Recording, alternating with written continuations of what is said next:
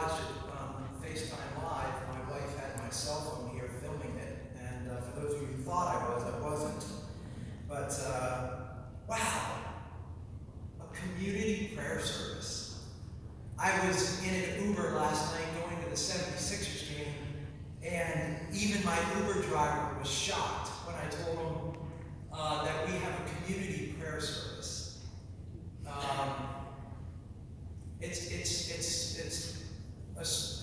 It's tough the way it started, but the fact that we can all come together, and no matter what we're going through or what we're facing or the burdens that we carry, we know that somewhere around once every 6 weeks we can all gather here and together as a community pray with each other.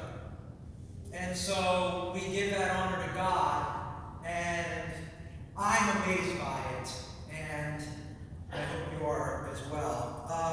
First of all, my name is Todd Monastero. For those of you that don't know me, I want to thank Dennis for his great music, Ed for his great leadership, and especially my sister Kimberly, who 100 days ago donated her stem cells to me and saved my life. So thank you, Kimberly, wherever you are.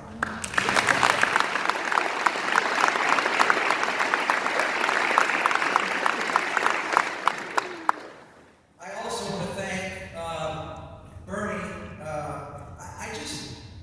It was back in September, right before I got up to speak, I was getting a back rub before I got up to speak, and I realized it was a Hall of Fame goaltender with 2 Stanley Cups, a true legend giving me a shoulder massage before I got up to speak. Life is pretty good. So thank you, Bernie, for another great shoulder massage. I appreciate that. Tonight, I want to dedicate this time that I have with you to a very special person in my life who we lost 4 years ago today. My Uncle Sam Plotty passed away 4 years ago. His deep, infectious faith, his love of his family, and his true servant leadership, and his amazing generosity is something that even today we remember. And I just want to thank God for my Uncle Sam. The topic, happiness is a choice. I remember when Ed first brought this up to me, we had an interesting conversation, a few of them, about what is happiness and is it a choice and how do we find it, and we've had some time to just kind of dig into this. We really, don't know what makes us happy. If we did, we wouldn't keep trying things after thing after thing to, find a new car, or read a new book, or my kids like to upgrade their devices. Maybe it's the new job. Maybe it's that diamond ring. Who knows what it might be? I know for some of the kids, it's will that boy return my text? If that person will just date me, if I could, because we're in the main line, if we could just join that country club or live in that neighborhood. We know the things throughout our lives. If we could just have that, I'd be happy. Research has been done that the magical number of income is $75,000. If you make $75,000, then you're happy. I remember thinking that. It's so funny when I read that, because I remember the year where I said, if I could just make $70,000, I remember telling my wife this, if we could just get to that point, we'd be happy. If you Google happiness, there's the 5 essential things you need to be happy. There's the 10 simple things that make you happier. There's the 20 hard things you need to do to be happy. Then there's the 20 easy things to do to be happy. There are 3 things that you need to be happy.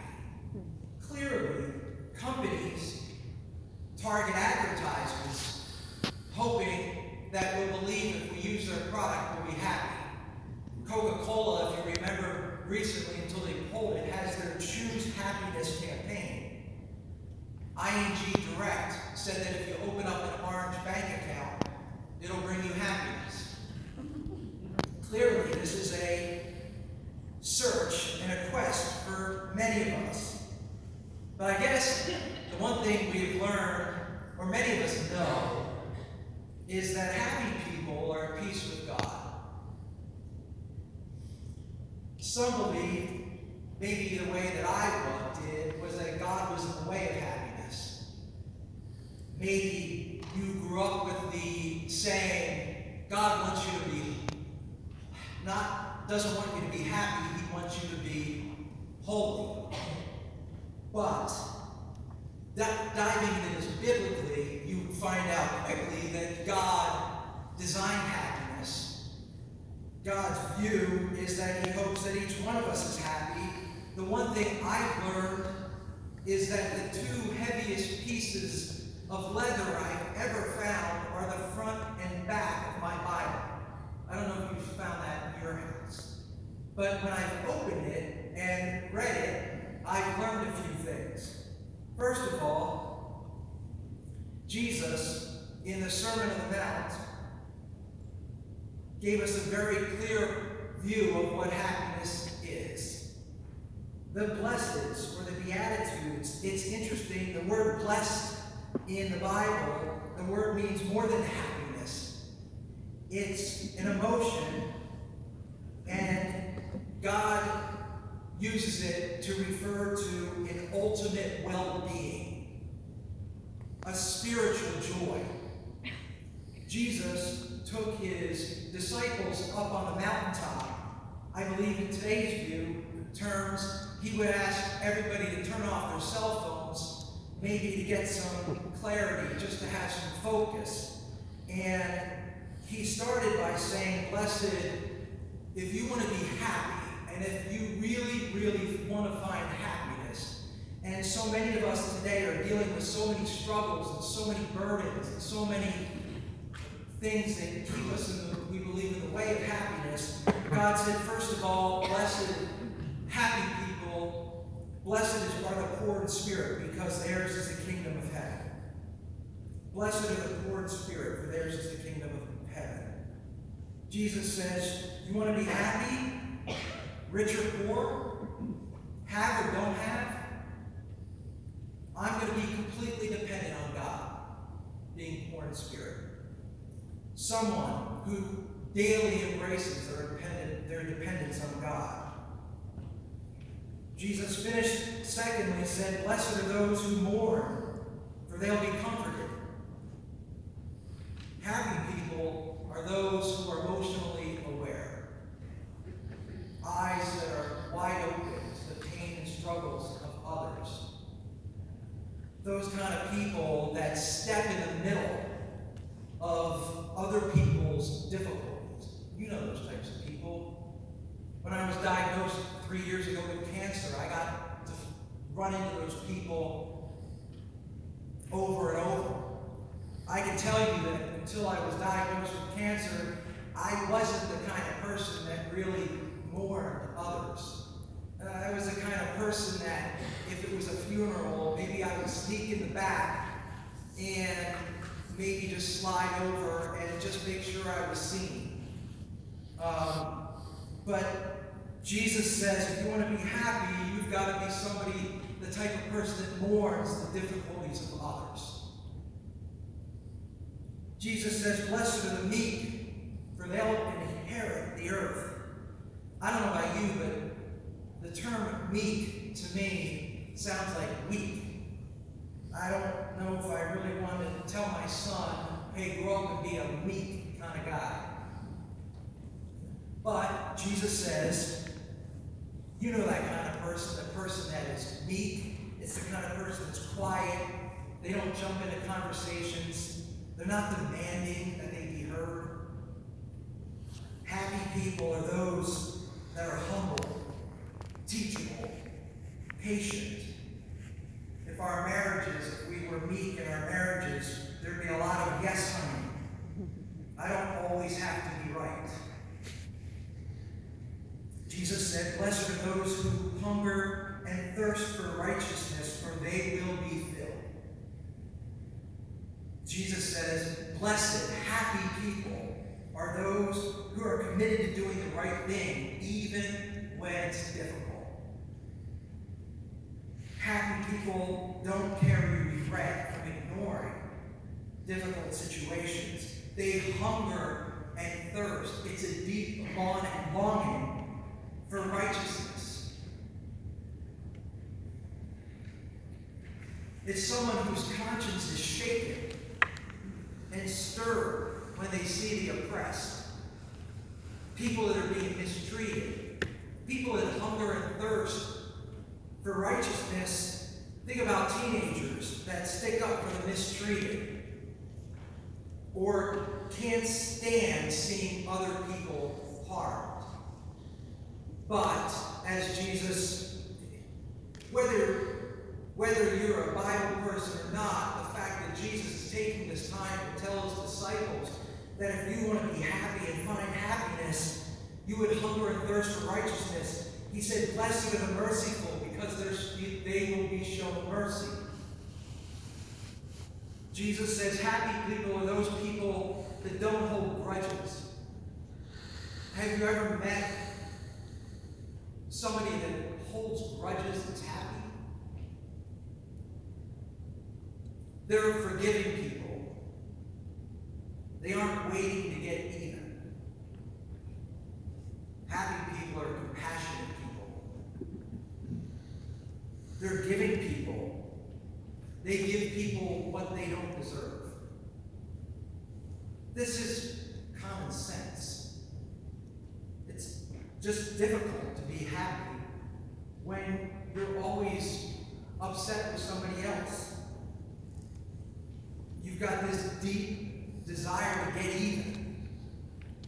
But Jesus says, blessed are the merciful, for they will be shown mercy. This next one, I would just say that each of us just have to, you could spend hours thinking about how this applies to your life. But Jesus says, blessed are the pure in heart, for they will see God.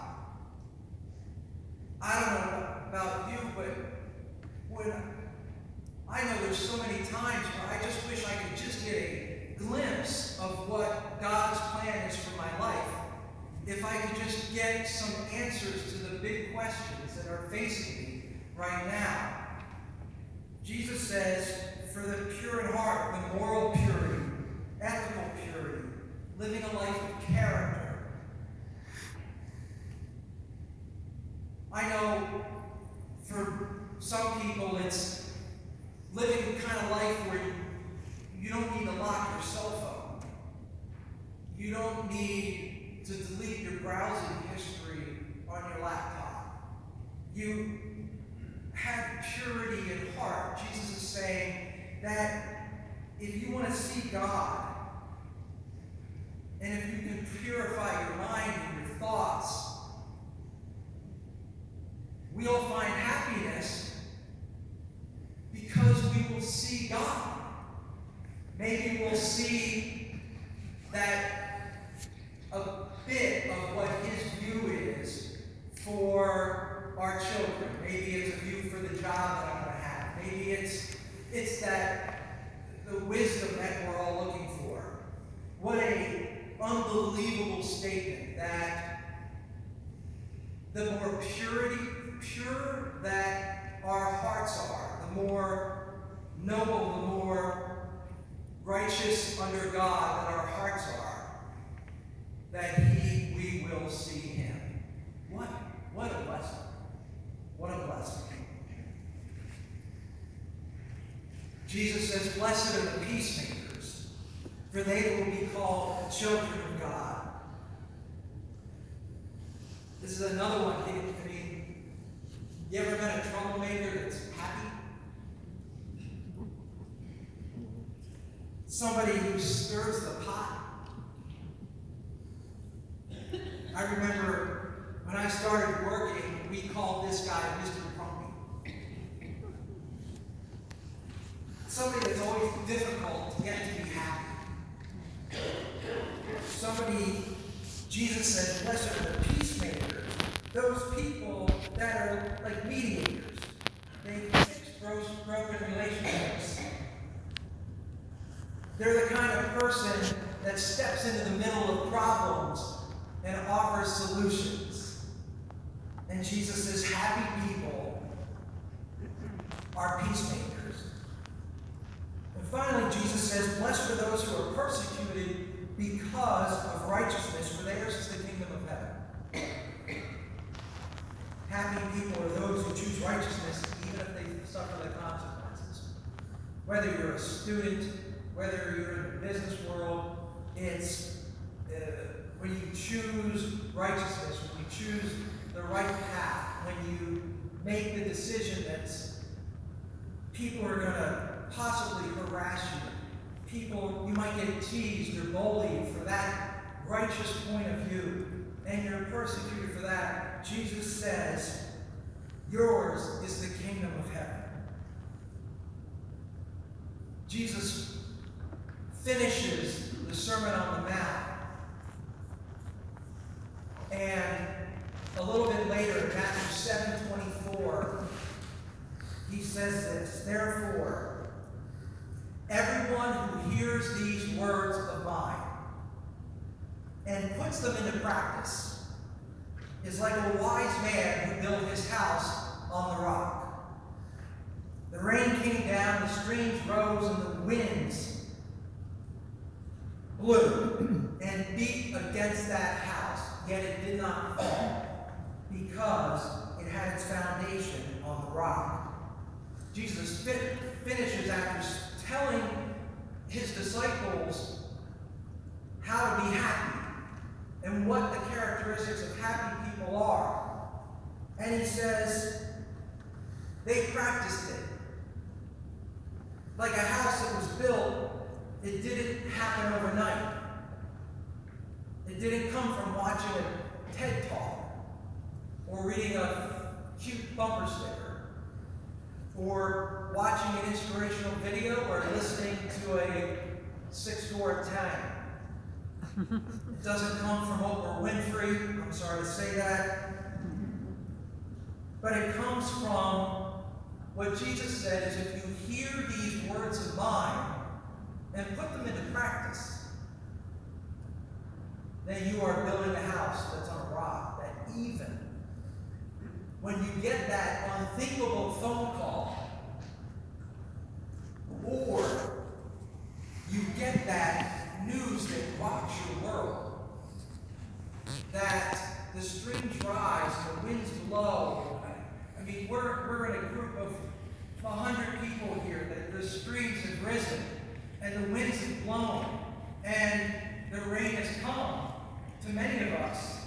And Jesus is saying, follow these words, put them into practice, and you will not fall. What an unbelievable truth. True happiness is when we embrace what Jesus said is an unthinkable, incalculable joy that comes from someone who's poor in spirit, because theirs is the kingdom of heaven. Somebody who mourns for others that are going through difficult periods of time. That person who's meek. That kind of person that doesn't always have to have their thoughts heard.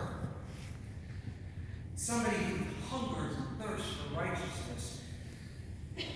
Somebody who's merciful. Somebody who's pure in heart. Because they will see God. Jesus said also the peacemakers. And they will be children of God.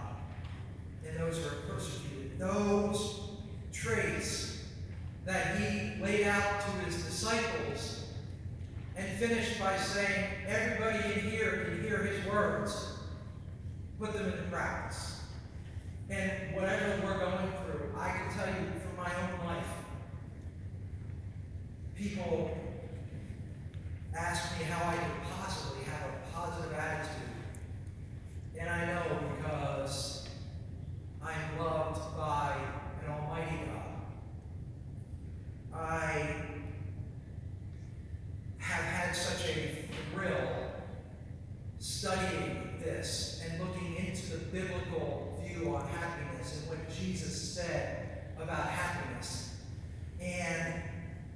I guess the thing I want to leave with each of you this evening is choose to put this into practice. Listen to Jesus' words.